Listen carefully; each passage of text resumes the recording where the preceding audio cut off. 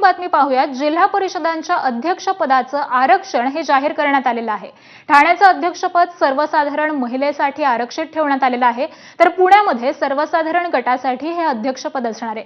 त्याचबरोबर साताऱ्यामध्ये देखील महिला मागासवर्गीय उमेदवारासाठी हे अध्यक्षपद राखीव ठेवण्यात आलंय। त्यामुळे आताची ही मोठी बातमी आपण पाहतोय। जिल्हा परिषदांच्या अध्यक्षपदाचं आरक्षण हे आता जाहीर झालेलं आहे। अनेक ठिकाणी स्थानिक स्वराज्य संस्थांच्या निवडणुका ह्या तोंडावर येऊन ठेपलेल्या आहेत आणि त्याच अनुषंगानं हे एक महत्त्वाचं पाऊल मानलं जातंय। जिल्हा परिषदांच्या अध्यक्षपदाचं आरक्षण हे आता जाहीर करण्यात आलेलं आहे। यामध्ये ठाणे असेल, पुणे असेल आणि त्याचबरोबर साताऱ्यासाठीचं हे अध्यक्षपदाचं आरक्षण जाहीर करण्यात आलेलं आहे। ठाण्यामध्ये अध्यक्षपदासाठी सर्वसाधारण महिलेसाठी ही जागा आरक्षित असणार आहे। त्याचबरोबर पुण्यामध्ये सर्वसाधारण गटासाठी ही जागा अध्यक्षपदाची ही जागा आरक्षित आहे आणि तिकडे साताऱ्यामध्ये देखील महिला मागासवर्गीय उमेदवारासाठी हे अध्यक्षपद असणार आहे।